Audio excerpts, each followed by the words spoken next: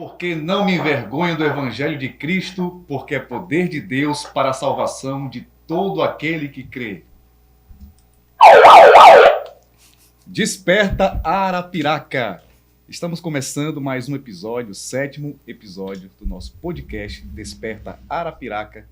Eu me chamo Klaus Marques, sou pastor na Igreja Assembleia de Deus, Ministério Arapiraca.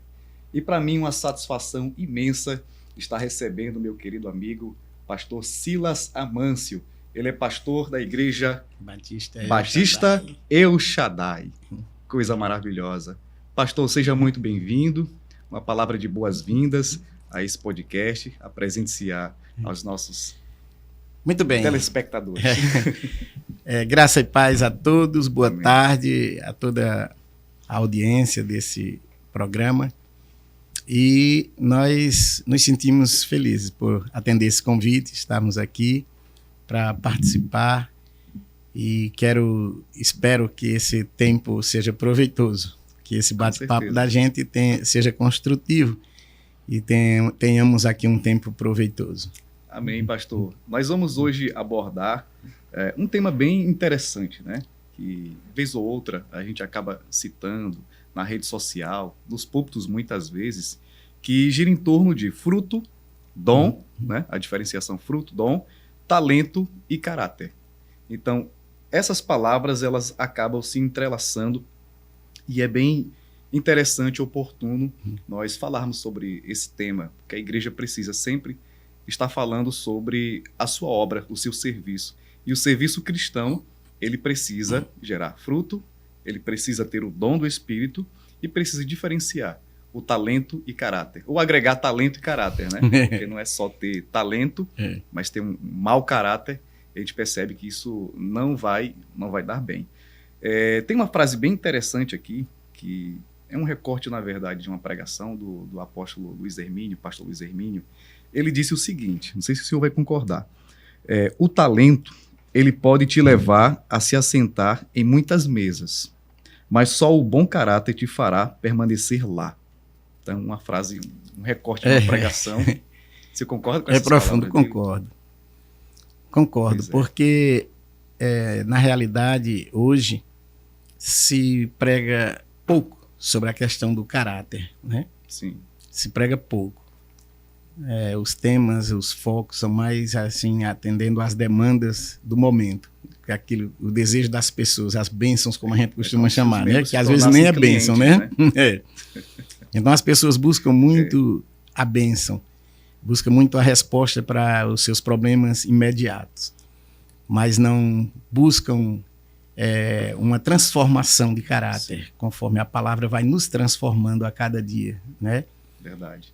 Então, a Bíblia vai dizer que a vereda do justo é como a luz da aurora, que vai brilhando, brilhando até ser um dia perfeito. Então, todas as trevas vão sendo dissipadas em todas as áreas da nossa vida, né? Quem mentia já não mente mais, quem era desonesto, de vida, né? já não é mais já não pode ser mais desonesto, né? Quem traía não trai mais. Então, a gente vai sendo moldado, né? Como Paulo de mudanças, né, pastor? Paulo escrevendo aos Romanos, ele diz que todas as coisas contribuem para o bem daqueles que temem a Deus, mas para que a gente se torne semelhança de Cristo, né? Do caráter de Cristo. É aperfeiçoado através do trabalhar de Deus na nossa vida. Que coisa boa. Aqui, pastor, eu separei 3 textos bíblicos para a gente basear essa nossa conversa, né, esse nosso bate-papo. Quero compartilhar com os irmãos que estão acompanhando. Hebreus 13, verso 18, eu separei aqui, para que a gente possa refletir um pouco sobre isso. Né? Hebreus 13, verso 18, depois a gente vai para Provérbios, em 2 versículos. Hebreus 13, verso 18, diz assim: Orai por nós, pois estamos convencidos de termos boa consciência, desejando em todas as coisas viver condignamente ou honradamente. Ele pede oração, porque ele já está convicto de ter uma boa consciência e ele deseja viver em todas as coisas de forma honrada e digna. Então, corroborando aquilo que o senhor estava explicando agora há pouco, né? Em Provérbios, deixa eu separar aqui, Provérbios são 2 versículos. O capítulo 10, verso 9, Veja que interessante, diz o texto. Provérbios 10, verso 9. Quem anda em integridade anda seguro, mas o que perverte os seus caminhos será conhecido, ou será exposto, ou revelado. Né? Aquele que anda contrário aos caminhos. E para finalizar aqui a leitura dos versículos, Provérbios 21 e versículo de número 3. Exercitar justiça e juízo é mais aceitável ao Senhor do que sacrifício.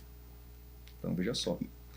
A palavra priorizando a boa conduta, né? O bom testemunho, o comportamento de um verdadeiro cristão. Então, de fato, como o senhor falou, a igreja precisa estar mais atenta a esses assuntos. O pastor Josué Gonçalves também, você citou uma frase de Luiz Hermínio, vou citar uma frase do Josué Gonçalves, não sei se foi dita dessa mesma forma, mas o sentido é esse. Sim, sim. Ele diz assim que não basta ter talento, precisa ter caráter, né? Não basta ser talentoso, precisa ter caráter. Então, tem muitas pessoas que são talentosas,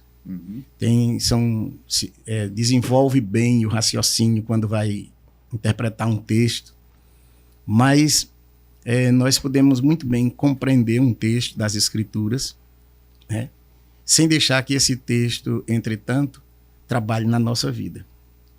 Tiago vai dizer assim, que aquele que o ouvinte não praticante, né, é aquele que se olha é como aquele que se olha no espelho e logo se vai e esquece do que viu, né? Digamos assim, quando a gente se olha no espelho, a gente olha para a gente corrigir o que está errado, né? Pentear o cabelo, ajeitar aqui, ajeitar ali, né? Então a gente se olha no espelho para a gente ver o que é que a gente pode melhorar. Mas ele diz que aquele que ouve e não pratica, o ouvinte não praticante, é como aquele que ele ouve, mas ele sai dali, termina o culto, ele diz que mensagem linda, que culto bonito, que né, sermão... Sim. Tá tudo certo aí e tal, mas na segunda-feira... mas na segunda-feira... Não, mas eu digo assim, até aquele que ouve mesmo, né? E também o que prega. O que prega também, porque pregar não é... Principalmente. Pregar para muita gente que tem talento não é difícil. Difícil é o viver, né? Então a gente prima muito por isso, porque Jesus criticava muito, assim, os fariseus, porque eles tentavam mostrar determinado comportamento de santidade, de piedade, né, religiosidade, todavia o coração deles não estava transformado. Então se torna um fardo muito grande para nós a gente querer viver uma vida quando lá dentro não está resolvido ainda. Então precisa primeiramente haver uma transformação interior. Por isso que a ordem lá nas Escrituras, ele diz assim, sede santo, espírito, alma e corpo, né? Exatamente. Começa pelo espírito, começa por uma transformação espiritual na nossa vida, um convencimento, um quebrantamento, uma entrega, uma renúncia, um negar-se a si mesmo. E então aí a gente passa a trazer, exteriorizar isso. Aí não passa a ser um fardo, porque a coisa lá dentro já está resolvida. Já está mudada. Então você, de repente, você age daquele jeito sem tanta dificuldade. Mas quando a coisa ela é do exterior para, vamos dizer assim, para se exibir, mostrar uma santidade que lá dentro não está resolvida, não mantém, porque não se torna um fardo. Se torna um fardo muito pesado. E aqui e acolá você vai mostrar realmente quem você é. Pastor, eu sou um pouco saudosista. Eu lembro quando a Igreja Batista El Shaddai era ali na Rua São Francisco, né? Aí lá na frente, na fachada, tinha um versículo. Eu acho que era necessário vos nascer de novo. Isso. Então se aplica muito bem a isso que o senhor está falando, né? É verdade. Essa necessidade de mudança. De mudança interior, mudança realmente no caráter, né? Então a gente prima por isso, porque eu fico muito triste quando eu vejo assim um mau testemunho, escândalo, e nós não somos pegos de surpresa. Às vezes as pessoas têm uma impressão que a igreja, como nós pregamos uma mensagem de santificação, uma mensagem de transformação, de salvação, de renúncia ao pecado. Então as pessoas acham que o ambiente da igreja, todas as pessoas são perfeitas. Pois é. Né? Quando eu mudar de vida, quando eu melhorar, eu vou para lá. Né? Se fosse, né? Mas a igreja é como um hospital. é um centro de terapia, é um centro de cura. Então as pessoas entram na igreja arrebentadas, entram na igreja sobrecarregadas de maus costumes, de vícios, de pecados. Então a gente vai encontrar na igreja assim, pessoas assim. O normal é que as pessoas não continuem assim, né? Como aquela história. Que se tornem enfermeiros. Depois vão... Então é aquela história, venha como está, mas não fique como veio, né? Então a igreja é um processo de transformação. Então as pessoas, elas não podem chegar na igreja e dizer, peraí, eu pensei que aqui todo mundo era santo, estou vendo fulano ali, que fez, né? Estou vendo ali aquela senhora, aquele senhor, aquele jovem. Conheço, faz isso, conheço, faz aquilo. Como é que está aqui na igreja? E como é que está aqui? Mas aí é isso que eu estou falando. A igreja é um processo de cura, de transformação. E sabe, pastor Klaus, eu não creio muito nessa, porque eu já participei de outros ministérios e eu vi assim, muito, vamos dizer assim, uma coisa assim muito policialesca, sabe? É procurar saber de onde vem, onde era que estava, se faz isso, se faz aquilo, entendeu? E então, às vezes, uma certa feita, alguém me disse assim, que na igreja El Shaddai podia tudo. Na igreja El Shaddai vocês podem fazer tudo. Eu disse, não, nós não podemos fazer nada além do que a Bíblia permite que a gente faça.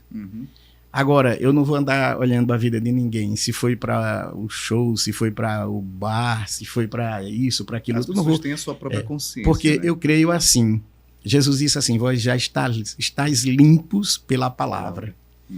Né? A palavra está sendo pregada, a palavra está sendo ministrada. Nós temos cultos de doutrinas, temos pequenos grupos nos lares, nós temos a escola bíblica dominical, tudo isso são cultos onde as pessoas têm oportunidade de até tirar dúvidas, fazer perguntas. O esforço da igreja está sendo feito. Né? Está sendo feito. A igreja nós estamos pregando a palavra de Deus, nos esforçando para pregar a palavra de Deus conforme ela está posta na Bíblia Sagrada. Porém, a gente crê no poder da palavra, da transformação pela palavra. E se as pessoas, não adianta as pessoas, por uma questão de autodisciplina, né, obedecer um monte de coisas, mas lá dentro não está transformado. Tradições, né? Exatamente. Mandamentos que são além daqueles que nós temos, porque eu lembro de um versículo que fala que os mandamentos do Senhor não são pesados, não sei exatamente onde está, mas diz, os mandamentos do Senhor não são pesados, são leves. Que ele não fez essa troca conosco. É o fardo leve, né? Me dê seu peso, eu te coloco um fardo leve, um jugo suave. Conhecendo mais um pouquinho do pastor Silas, eu tenho uma pergunta aqui que é pessoal. Se foi fácil chegar até aqui, onde o senhor se encontra, né, ministerialmente, e como descobriu essa vocação, esse chamado pastoral na sua vida? Uma breve síntese, né? Porque por uma questão do tempo. Mas vamos lá. Por incrível que pareça, a primeira pessoa que Deus usou para me dizer que eu ia ser um pastor foi a minha mãe. Sim. Interessante que depois de mim só tem mais um, né? Eu não sou o caçula, como a gente chama, né? Mas depois de mim só tem mais um. E eu venho de uma família de 6. Sim.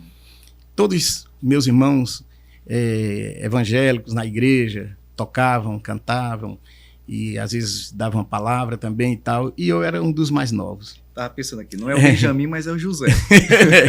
Nessa ordem. Aí o que é que acontece?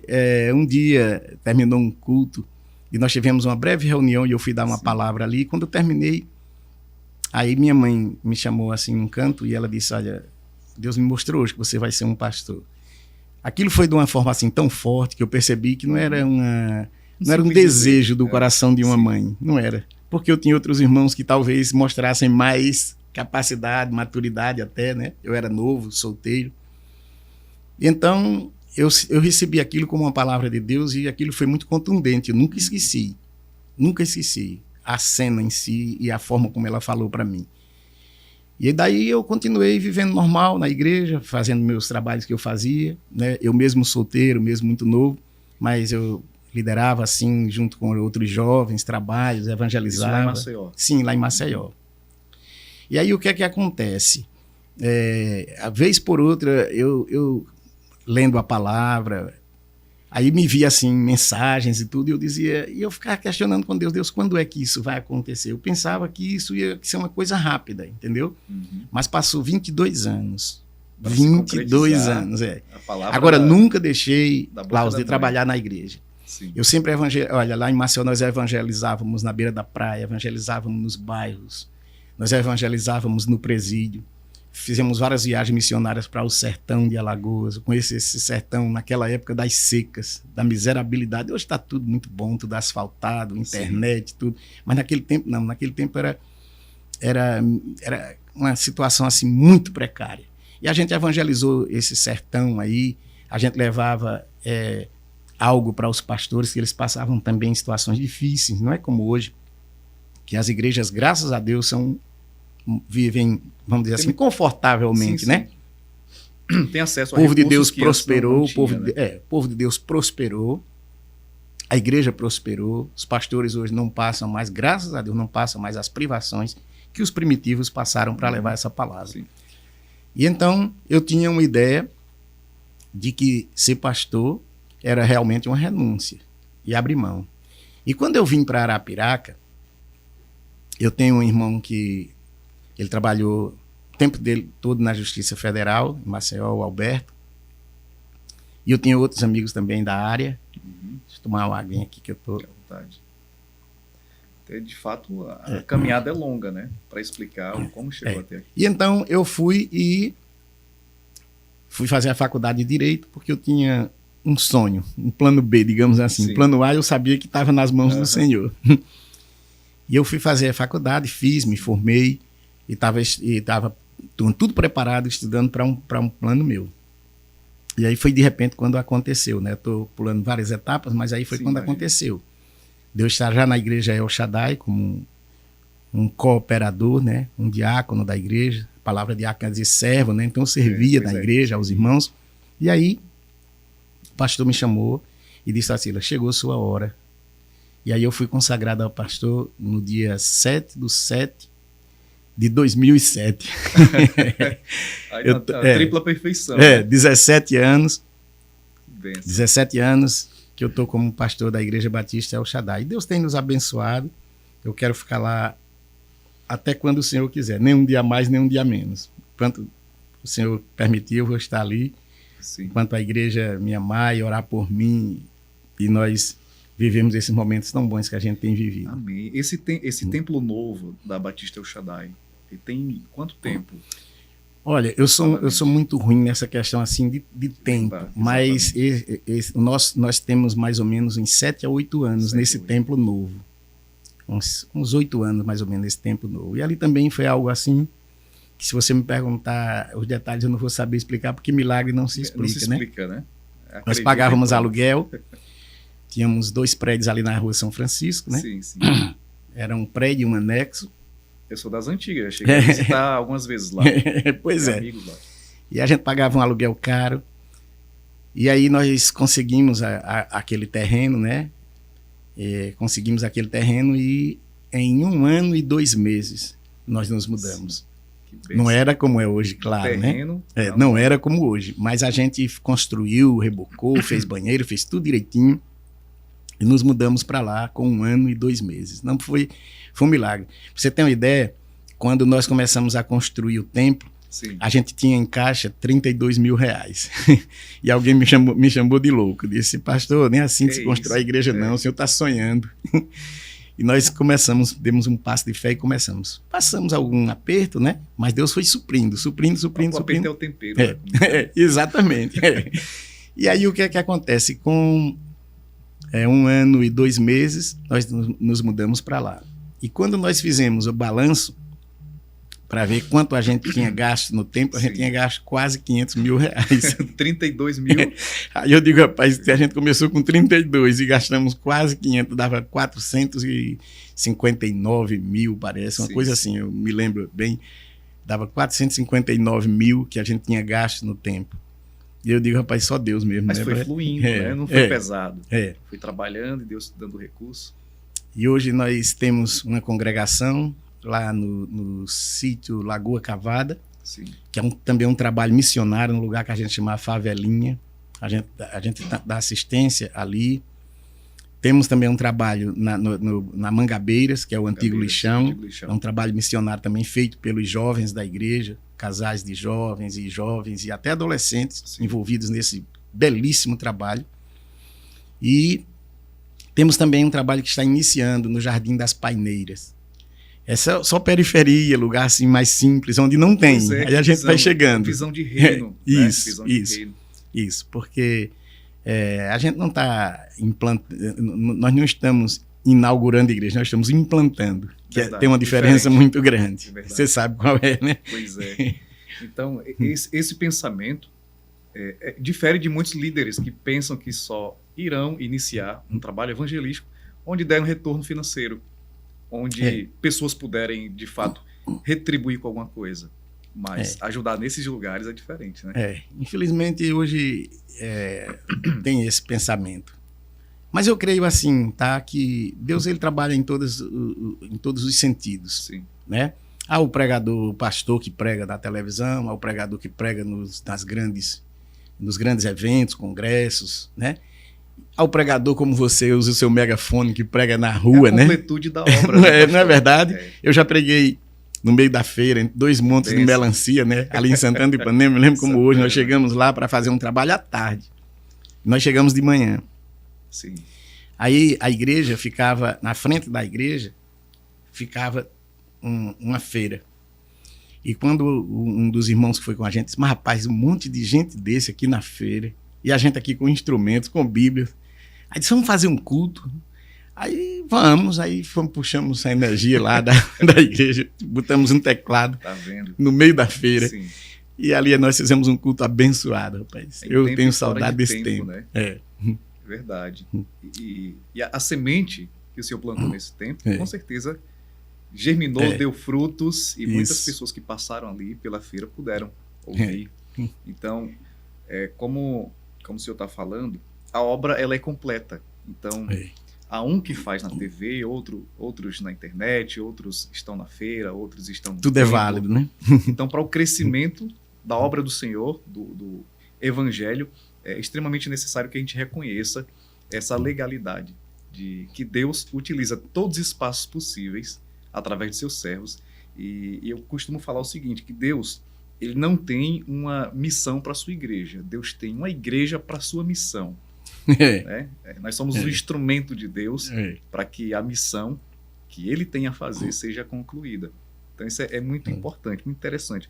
E o senhor, chegado agora a esse tempo, o que diria para o jovem obreiro Silas lá no começo? É muito diferente, né? Muito diferente, porque eu ouvia, Klaus, estou falando isso, Deus conhece meu coração sem nenhuma soberba, mas eu ouvia assim, muitos pastores contando coisas tremendas que Deus fez no ministério deles, na vida deles, né? E eu achava aquilo ali impossível acontecer na minha vida, comigo, né? Mas hoje eu até, assim, eu tenho muita precaução quando eu falo dessas coisas, para não parecer que eu estou querendo, mas a Bíblia diz anunciar entre as nações a sua glória e entre todos os povos as suas maravilhas, né? Porque grande é o Senhor. Então a gente tem que testemunhar. Eu tenho visto Deus fazer grandes coisas no nosso meio, na nossa igreja, através das nossas vidas. E o crescimento assim da minha família, né? Minha esposa como minha ajudadora, minha companheira de ministério, irmã Vanilza. Hoje mesmo à tarde nós temos o círculo de oração, então essa hora ela está indo para lá para orar por nós, né? Daqui a pouco eu estou indo para lá também para atender os irmãos que precisam de um gabinete, de uma ajuda. E então eu vejo assim Deus fazendo grandes coisas. E o que eu diria àquele jovem lá no começo é que fosse paciente, porque o tempo ia chegar, né? Pena, né? Valeu a pena, né? Todo aquele... valeu a pena esses 22 anos que eu vivi nessa expectativa. Só que nesses 22 anos, vez por outra, Deus usava alguém e trazia uma palavra para mim. Pessoas que eu menos imaginava. Pessoas, por exemplo, eu fui numa igreja aqui em Arapiraca, esse pastor não conhecia a gente. Sim. Eu fui, acho que foi a segunda vez que eu fui nessa igreja. A primeira vez eu não consegui falar com ele, mas a segunda vez, ou foi a terceira. Quando eu saio na porta da igreja, ele estava cumprimentando os irmãos. E ele me cumprimentou e perguntou de onde eu era. Eu disse, não, estou vindo de Maceió, estou vindo morar aqui, vim trabalhar aqui na vida secular e tal. Aí eu fui para o carro. E quando eu entrei no carro, tinha uns carros da minha frente, eu não podia sair, tinha que esperar a vez. Aí, de repente, ele bateu assim no vidro do carro e eu baixei o vidro.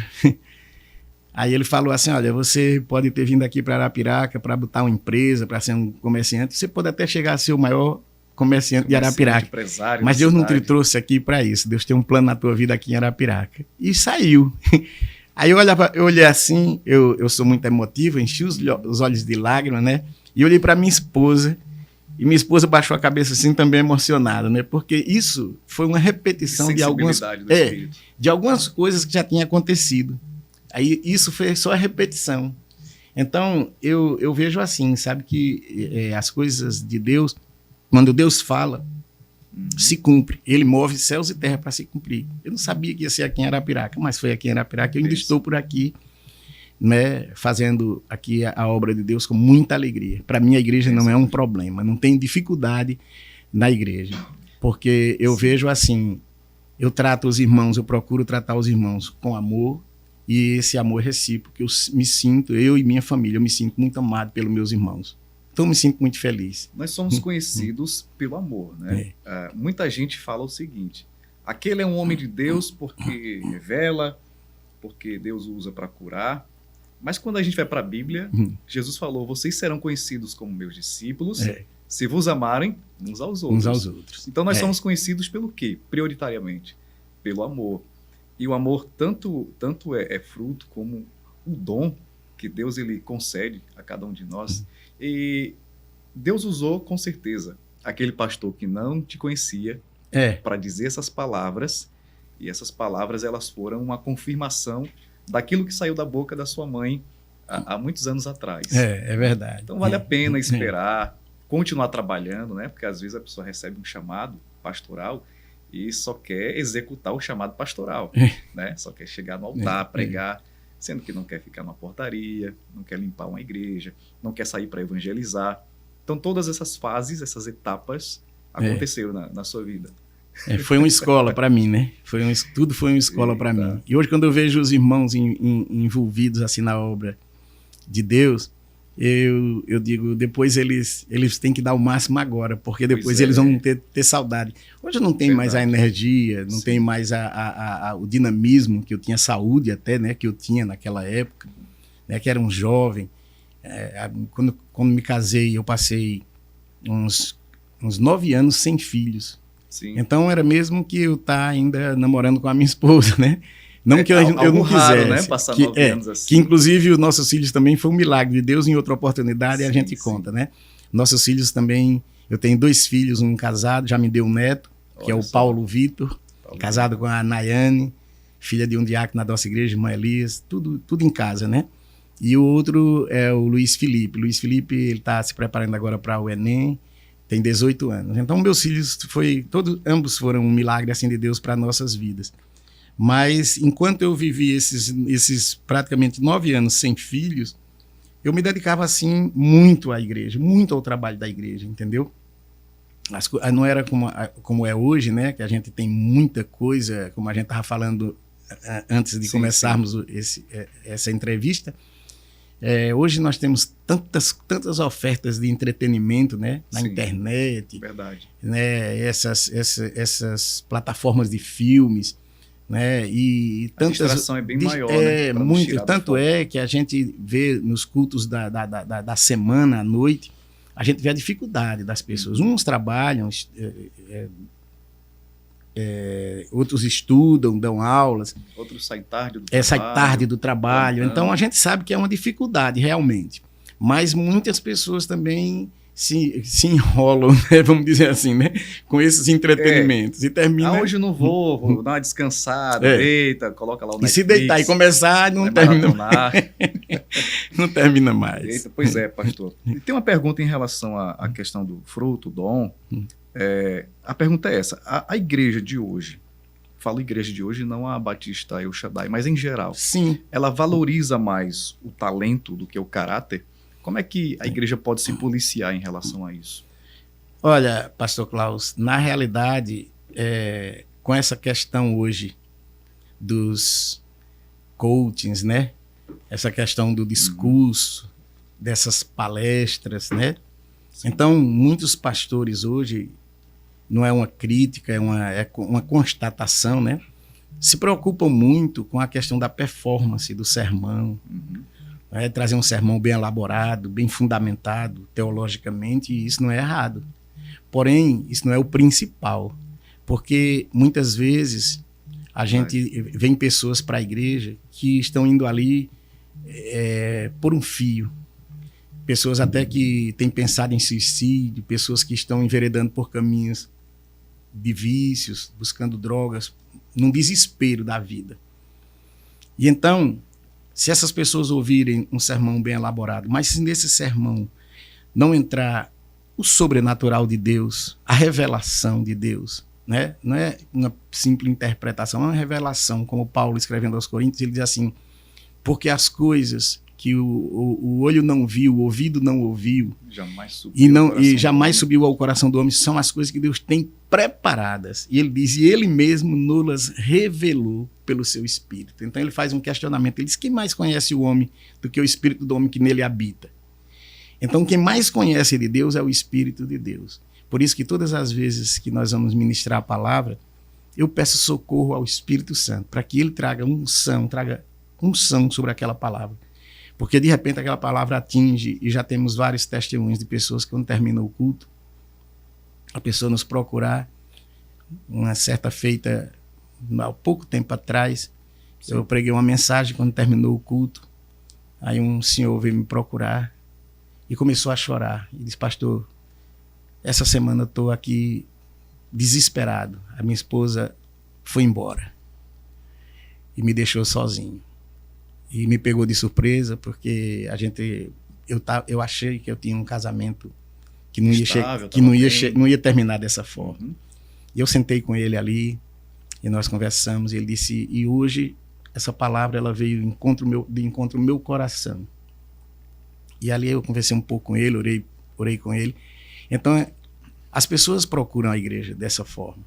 E se a gente for somente confiar no talento, preocupar com performance, porque na performance, hebraico, grego, aramaico, aí começa a citar livros, começa a citar escritores, e a gente recheia aquela mensagem bem bonita, né? Mas muitas vezes não chega.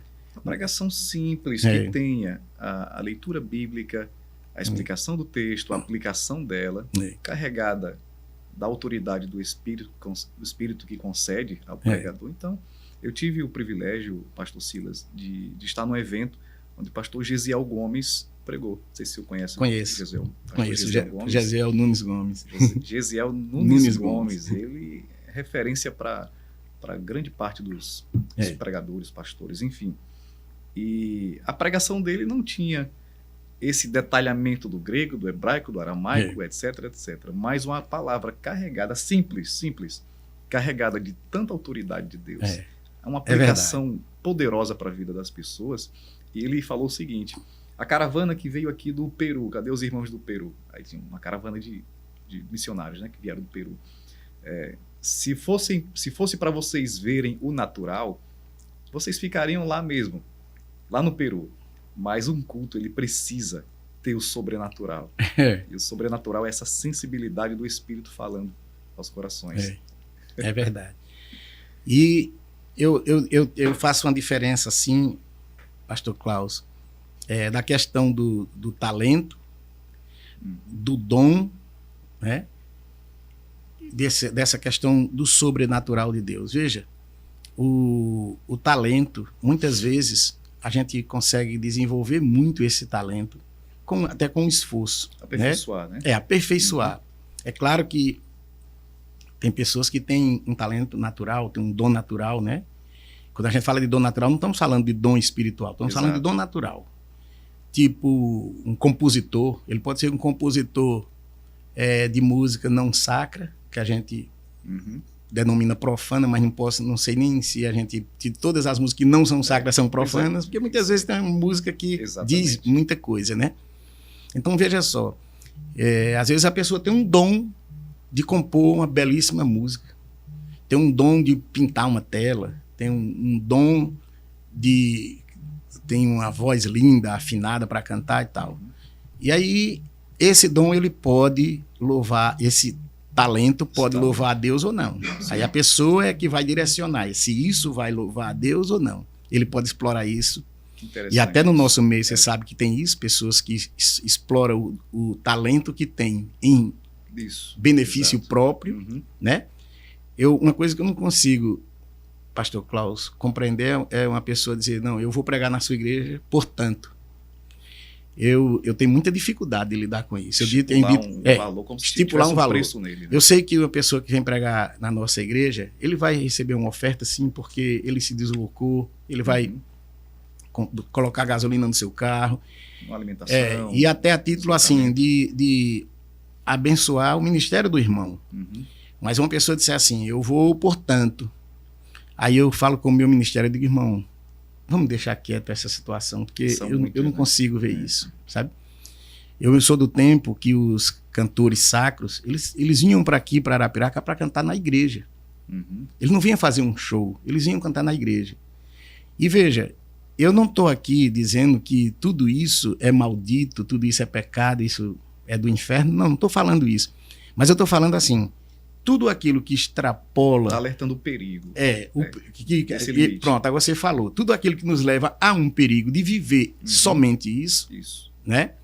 Então, a gente tem que ter muito cuidado para que essas coisas não subam para a cabeça. Porque senão, daqui um pouquinho está sendo ovacionado a pessoa, não é o nome de Cristo que está sendo... né? No nome da pessoa que está cantando, que está pregando. Aí a gente vai idolatrar do mesmo jeito do mundo. O mundo tem os seus ídolos. Aí nós vamos também criar os nossos ídolos também, né? Pois é. Então, eu não posso... um dia aconteceu uma situação assim bem engraçada. Um grupo de irmãos da nossa igreja, irmãs, foram para um congresso em outra cidade, né? Sim. Eu vou dizer a cidade porque aconteceu em números, né? Tem números. Mas foram para o Recife, para um evento que ia ter lá, um congresso que ia ter lá. E minha esposa foi. Se eu vou, eu digo, vá. Você quer ir? Não tem problema. Sim.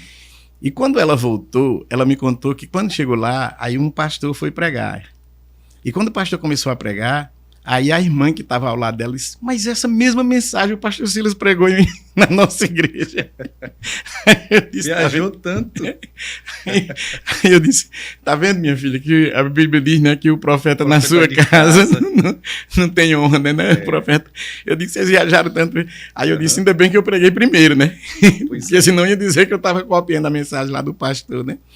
Mas é assim, eu acho assim, que o talento é algo assim diferente de um dom espiritual. A Bíblia diz que os dons do Espírito, elenca 9 dons do Espírito. Esses dons, eles não são nossos, eles são do Espírito. E o Espírito nos usa nesses dons dentro de cada necessidade, de cada situação. O dom é para servir a igreja, né? Na sua necessidade. Perfeitamente. Não é para elevar o meu nome. Tem essa escala de dom melhor, dom inferior? Ou todos os dons, eles são de igual forma para servir a igreja? Olha, Paulo, ele lá no capítulo 12 de Coríntios, aliás, no capítulo 12, ele diz assim, buscai com zelo os melhores dons, e eu vos mostrarei um caminho ainda mais excelente. Aí ele vem para o capítulo 13 falando do que você falou, do amor, né? Que sem amor nada faz sentido. Então ele diz assim, buscai com zelo os melhores dons. Mas ele não está falando de melhores dons, dizendo que um dom porque ele está falando ali, ele está falando ali de dons que edificam a igreja. Por exemplo, o dom, ele fala nas línguas estranhas que edifica a si mesmo. Então não precisa você falar línguas estranhas no púlpito, em público.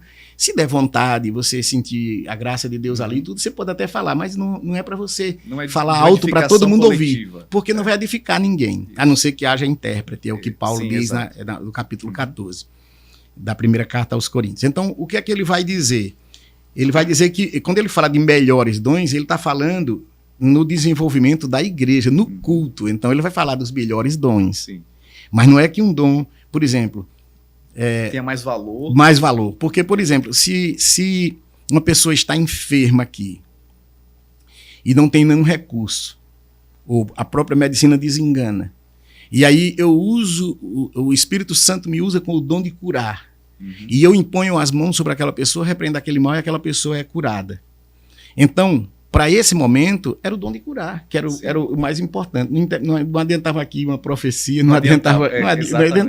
Adiantar essa pessoa sair daqui curada. A mesma forma, se vem uma pessoa possessa com um espírito maligno e está aqui perturbando com violência ou ali angustiada, oprimida pelo espírito maligno, e aí eu vou expulso aquele espírito maligno, aquele demônio, então aqui o que vai valer é isso.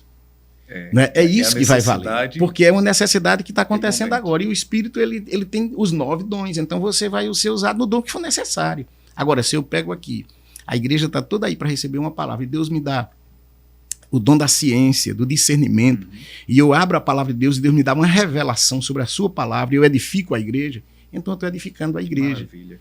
Então é assim, eu entendo dessa forma. E isso aí não é privativo do homem como o talento. O talento é como eu lhe disse. Uma pessoa pode ter um talento, não ter comunhão com Deus, e esse talento ele vai ter. Então ele vai usar para recursos próprios. As pessoas cantaram aquelas notas altíssimas, mesmo não sendo uma música sacra, aí arrepia. Né? Arrepia, exatamente. Dá aquela nota, caramba, como é que o ser humano chega a isso? Você vê, eu vou citar aqui, tem uma garota que ela canta eu esqueci agora o nome dela. A menina não foi nem criou fama, assim. Sim. É até ainda desconhecida, mas aquela menina que fez aquela música, o Trem Bala, que diz, não é sobre ter todas as pessoas do mundo para si, é sobre saber que em algum lugar alguém zela por ti e tal. Ela cita frases ali muito profundas, uma coisa belíssima, uma poesia muito bela, aquela música. Então aquilo ali é um talento. Tem que desmistificar isso, porque a gente lê um livro, né, literatura, acha bonito e tudo. Ali é uma literatura cantada. Quando você arte, né? Canta, quando você não canta para exaltar o ego humano, quando você não canta para falar contra os princípios bíblicos, eu também não vejo problema algum em relação a essa arte. E então ali é um talento dela. Ela vai usar aquele talento, digamos assim, como ela achar que deve usar, apesar de que o certo seria nós usarmos todos os nossos talentos para a glória de Deus, que a Bíblia diz, quer comais, quer bebais, quer façais qualquer outra coisa, fazei tudo para a glória de Deus. Então, se eu sei, por exemplo, se eu sei fazer algo, não é, que beneficia o meu próximo, então eu vou fazer, isso vai glorificar a Deus, porque ele disse assim, que é mesmo aquilo que a gente faz, que quando a gente trabalha para os homens, a gente faça como se estivesse fazendo para Deus. Não é verdade? É bíblico, né? Então é isso. Pastor, e essa tendência? A gente já está caminhando para o finalzinho, tá muito bom o papo, a gente passa horas. Passa rápido, rapaz. Essa tendência das propagandas de algumas igrejas. Por exemplo, o profeta fulano vai trazer uma revelação de Deus. O homem muito usado em curas, aí coloca aquela foto cheia de fogo atrás. Noite das revelações. Das revelações à noite. Portas do mistério. Né? Como o Senhor vê como uma banalização dos dons espirituais, é algo perigoso, algo que deve ser realmente pensado de forma séria sobre as igrejas, porque está se alastrando bastante esse tipo de comportamento, e muitos fazem recortes, né? Muitas igrejas fazem recortes do momento da revelação. Aqui fulano aí traz a revelação, o corte da igreja, o convite é esse, ou da cura, etc. É perigoso esse caminho que a igreja toma? Olha, eu acho assim muito maléfico para o evangelho. Inclusive tem levado muitas pessoas a se decepcionarem e acham que estão se decepcionando com o evangelho, mas isso não é evangelho. Verdade. Jesus disse assim, que nesse mundo nós teríamos aflições, mas ele venceu o mundo. Nesse mundo nós teríamos provações. Aí tem pessoas que dizem que alguém já disse que Jesus era rico, tinha casa na praia, tinha não sei o que e tal.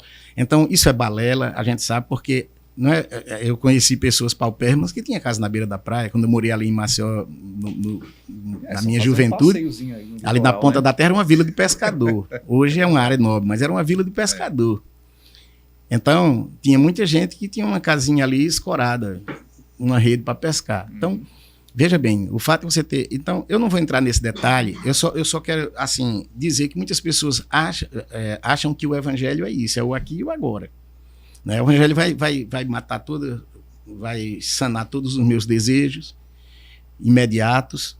Vai, que casa, carro, dinheiro é bênção, muitas vezes pode ser e muitas vezes pode não ser. Verdade. Pode ser até a maldição de uma família, o muito dinheiro pode ser até a maldição, né? E Tiago, ele diz que muitas pessoas buscando essas riquezas caem em muitos laços e muitas tentações. Então a gente tem que ter muito controle com isso, né? Muito domínio próprio com isso. E eu vejo assim, a igreja, às vezes elas fazem programações como se fosse um supermercado, botando na prateleira. Criando uma clientela. Criando uma clientela ao gosto do cliente. E as pessoas não podem ir para a igreja dizendo eu quero isso, né? Porque é o que Deus tem para nós e Ele nos oferece.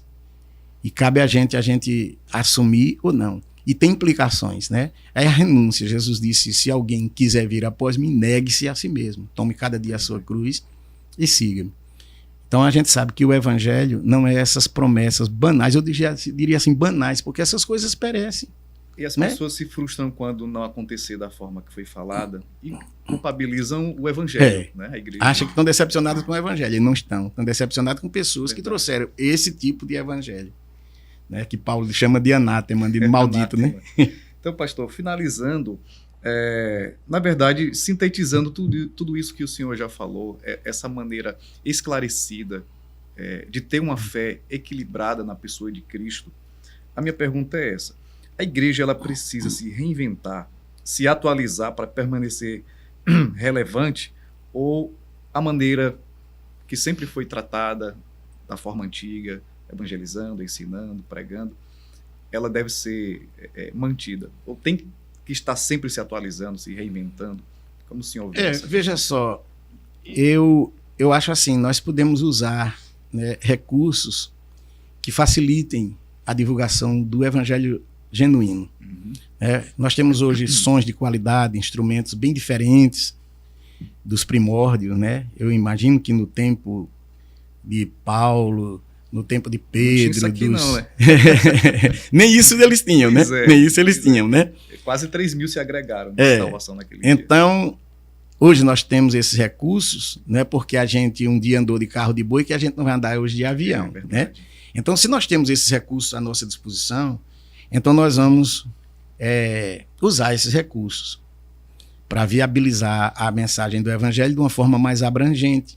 Mas acontece o seguinte, a gente não pode tornar isso... Olha, nós não temos tempo, mas eu vou só trazer aqui algo que me chegou assim no meu coração. O templo que Salomão construiu, ele foi um templo suntuosíssimo. Ele ia ser construído por Davi já tinha toda a estrutura para construir o templo, mas o Senhor disse que Davi não construiria o templo pelas suas mãos, porque ele foi um homem muito sanguinário. E nós vamos entrar também nesse detalhe. Vamos trazer só para o que eu quero ilustrar. Então, Salomão foi que construiu o templo. E o templo foi algo assim muito suntuoso. Tanto é que a Bíblia fala da glória do primeiro templo e a glória do segundo templo. Né? Então, o que é que acontece? O templo desvirtuou, porque a Jerusalém passou a ser conhecida não pela cidade de Deus, mas pela cidade do templo. Então, as pessoas se deslumbravam com o templo. E hoje o que resta desse templo é um muro de lamentações. É um muro de lamentações. É o que resta desse templo. Que coisa tremenda. Né? Coisa tremenda. Então, o templo ele foi destruído, totalmente destruído pelos babilônicos, né? Destruíram o templo, destruíram os muros da cidade e tudo, e o templo foi ao chão. E depois foi erguido um templo bem mais simples, e o Senhor disse, mas a glória desse vai ser maior. Porque eu vou estar nele. Porque o propósito de Deus não é que a igreja seja conhecida como um belíssimo templo. Suntuosa. Como um grande templo, como mármores, com letreiros luminosos, com essas coisas. Essas coisas, como eu disse, elas são lícitas, porque ela facilita. Natural. Mas não pode a natural igreja... com o crescimento dela. Perfeitamente. Né? A igreja não pode ser conhecida pelo conforto que ela oferece, a qualidade do som, dos painéis, dos instrumentos, até mesmo da arte das pessoas que tocam e que cantam, porque é aquilo que eu falei, se não tiver o sobrenatural de Deus, não é nada, é um show, não é verdade? Então eu vejo assim, que a igreja, nós não podemos ficar de uma forma arcaica, podendo se modernizar nesse aspecto, para usufruir dessas coisas que beneficiam e a gente ter uma qualidade melhor para oferecer aos nossos irmãos. Então, o reinventar-se e o atualizar-se seria nesse sentido. Nesse sentido. Oferecer uma qualidade de acordo com o crescimento da própria igreja, no entanto, não alterar a essência dela. A essência, porque a essência ela não pode ser... É verdade, é a essência. Eu sempre digo assim, eu digo, olha, irmãos, eu nasci e me criei dentro de igreja. Eu tenho hoje 67 anos de idade, então eu posso dizer que desde que eu me entendi de gente que eu vivi dentro de igreja, eu me sentei em bancos que não tinha encosto. Sim. Né? Eu prestei culto debaixo de uma jaqueira, num sítio, puxando um candeeiro lá aceso. Então eu passei por todas essas fases e o culto sempre foi oração, louvor, sim, oração, louvor, palavra de Deus. E ali Deus se manifestava. E ali almas eram salvas, pessoas eram libertas, pessoas eram curadas. Essa é a tríade perfeita, né? E sempre foi assim, né? Os irmãos se reúnem, oram, agradecem a Deus, louvam. Agora pode cantar com um coral, pode cantar com um grupo musical, uma banda, tal. Isso aí não vem o caso, mas contanto que todos estejam ali no espírito de adoração, de louvor a Deus. Depois a gente ora, aí a gente agradece a Deus, a gente entrega a Deus nossas causas ali e tal. A gente contribui nossas ofertas para a manutenção do trabalho do Senhor. E aí não há nenhuma barganha nesse sentido. Não, quanto mais você der, mais você vai ser. Não, isso não tem nada na Bíblia sobre isso. As pessoas que estão entrando por essa porta estão entrando errado, porque não tem nada disso. Jesus, certa feita, ele disse assim, uma mulher chegou lá no local onde eles depositavam as ofertas e a mulher botou 2 moedinhas. Ela era uma viúva que só tinha aquelas 2 moedinhas e ela colocou. E Jesus disse aos discípulos, disse, essa foi a que deu mais. Deu mais. Então a gente já está vendo que não é o valor da moeda em si, mas é o coração. É o que você está tirando de si para oferecer a Deus. Então isso é que é o que é importante. E aí depois vem a ministração da palavra e a gente tem que crer que o sobrenatural de Deus é que faz a diferença, porque o culto sempre vai ser isso. Agora, se eu invento, não, reunião, culto dos empresários, aí culto daquilo, e culto da bênção, da chave da casa, da chave do carro, da promessa disso, da promessa daquilo. Então, isso são programações, como eu disse, é como um supermercado, oferecendo o que o cliente quer.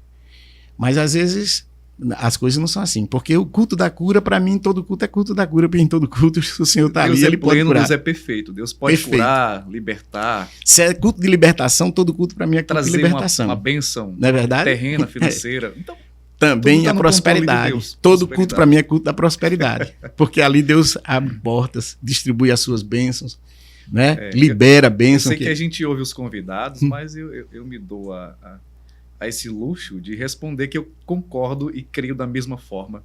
Amém, pastor Klaus. No meu ministério. Deus ele pode fazer tudo o que ele quiser, em qualquer culto que for prestado, ao nome dele. Tanto curar, libertar, salvar, trazer prosperidade. Então não é um culto específico que vai determinar aquilo que Deus quer fazer. No entanto, a gente tem que perseverar. Né? Perfeitamente. Eu fico muito feliz, pastor Silas. Eu sei que o senhor é extremamente ocupado em suas atribuições ministeriais.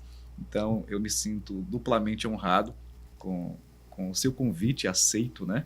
E ter estado conosco. E eu vou sair daqui melhor, para a glória de Deus. Aprendi bastante, pude presenciar esse conhecimento que foi passado nesse momento no nosso podcast.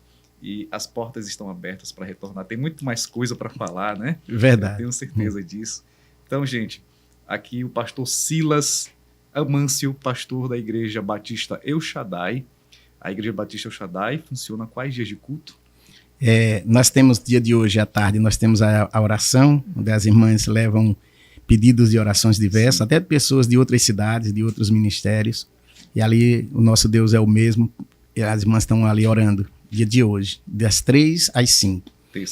Das terças-feiras. Quarta-feira nós temos culto de ensino da palavra, que começa às 19h30, aí vai até às 21 horas. Né? Na quarta-feira, toda quarta-feira. Sexta-feira nós temos culto nos lares. Sim. que a gente chama PG, que é os pequenos grupos.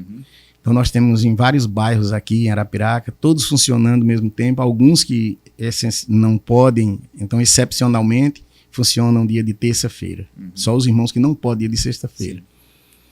Nós temos também, aos sábados, durante o mês, nós temos reunião do Ministério de Casais, culto de jovens e temos culto também dos adolescentes.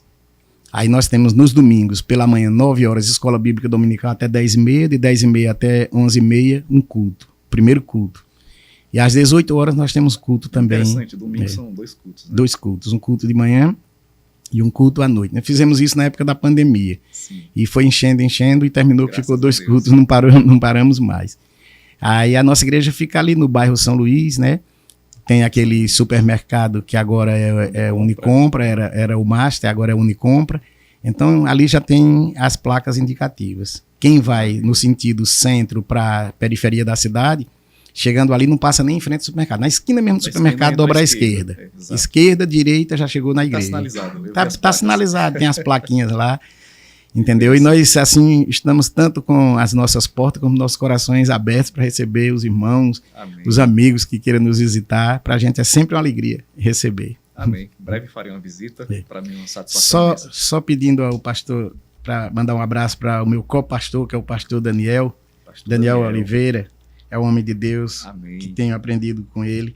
E também a minha esposa, irmã Vanilza, que também, de certa forma, é minha co-pastora, né? Nós não usamos ainda esse Daniel, título. E a nossa querida irmã Vanilza. Vanilza. Que Deus abençoe a cada um de vocês. Amém. E fico muito agradecido também pelo convite. Me sinto honrado, pastor, de estar aqui. Obrigado, pastor. Me coloco à disposição para falarmos de outra vez mais pausadamente sobre um assunto específico, né? Porque hoje foi mais assim... vida, ministério, enfim. Mas foi maravilhoso, porque o intuito maior é conhecer, de fato, os pastores entrevistados, que muitos conhecem o pregador, pastor Silas Amâncio. E talvez alguns detalhes da vida pessoal, ministério, ainda são desconhecidos. Mas graças a Deus por isso. Estamos encerrando mais um episódio do nosso podcast e eu sempre peço para os pastores convidados para encerrarem fazendo essa oração. Eu agradeço muito mesmo sua presença. Muito bem. Que Deus continue abençoando. Estamos juntos, crescendo para a glória do nome do Senhor Jesus, a palavra de Deus sendo divulgada. Então, pastor, nos eleve em oração. Amém. E agradecemos a Deus por isso. Vamos orar. Amém. Se você em casa está passando alguma dificuldade, você que está ouvindo esse podcast agora, não sei que hora você vai estar assistindo, mas se você está passando alguma dificuldade, ou de relacionamento financeiro, ou de saúde, seja de quaisquer ordem que for, o nosso Deus é poderoso.